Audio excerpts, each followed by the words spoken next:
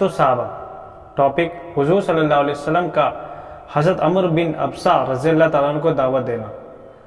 حضرت شداد بن عبداللہ کہتے ہیں کہ حضرت ابو امامہ نے حضرت عمرو بن ابسہ سے پوچھا کہ آپ کس بنیاد پر یہ دعویٰ کرتے ہیں کہ اسلام لانے میں آپ کا چوتھا نمبر ہے؟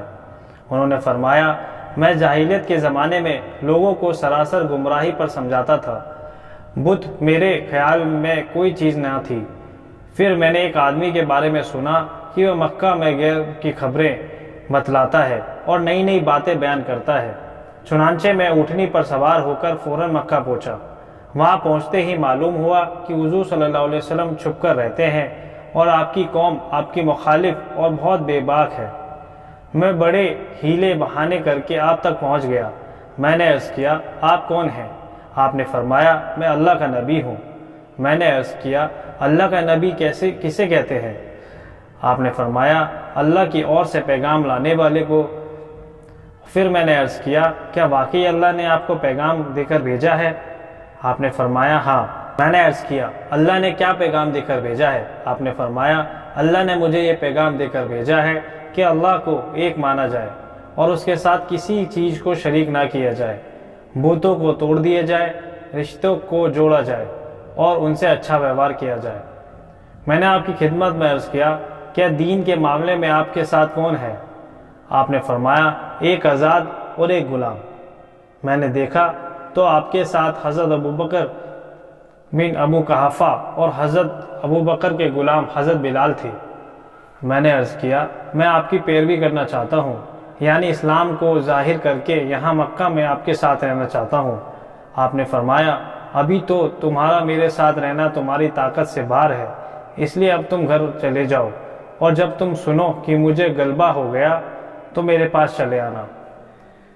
حضرت عمر بن ابسہ فرماتے ہیں کہ مسلمان ہو کر میں اپنے گھر واپس آ گیا۔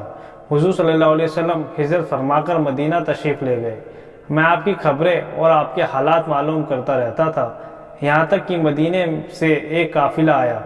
میں نے ان لوگوں سے پوچھا، میں مکی آدمی جو مکہ سے تمہارے یہاں آیا ہے، اس کا کیا حال ہے؟ ان لوگوں نے کہا کہ ان کی قوم میں ان کو قتل کرنا چاہا، لیکن وہ قتل نہ کر سکے۔ خدا کی مدد ان کے اور قوم کے بیچ رکاوٹ بن گئی۔ ہم لوگوں کو اس حال میں چھوڑ کر آئے ہیں کہ سب آپ کی اور لپک رہے ہیں۔ حضرت عمرو بن ابسہ کہتے ہیں کہ میں اپنے اونٹ پر سوار ہو کر مدینہ پہنچا اور حاضر ہو کر عرض کیا، اے اللہ کے رسول صلی اللہ علیہ وسلم، کیا آپ مجھ کو پہچانتے ہیں؟ آپ نے فرمایا، ہاں۔ کیا تم وہی نہیں ہو جو مکہ میں میرے پاس آئے تھے؟ میں نے عرض کیا، جی ہاں، میں وہی ہوں۔ اس کے بعد میں نے عرض کیا، اے اللہ کے رسول صلی اللہ علیہ وسلم، جو کچھ اللہ نے آپ کو سکھایا ہے اور میں نہیں جانتا ہوں، اس میں آپ کچھ مجھے سکھا دیں۔ اس کے بعد حدیث کا کافی حصہ ابھی باقی ہے۔ حضرت عمرو بن ابسہ نے ایک حدیث اور بھی ہے۔ حضرت عمرو بن ابسہ کی ایک اور حدیث بھی ہے جس میں یہ مضمون ہے کہ میں نے عرض کیا، اللہ نے آپ کو کیا پیغام دے کر بھیجا ہے؟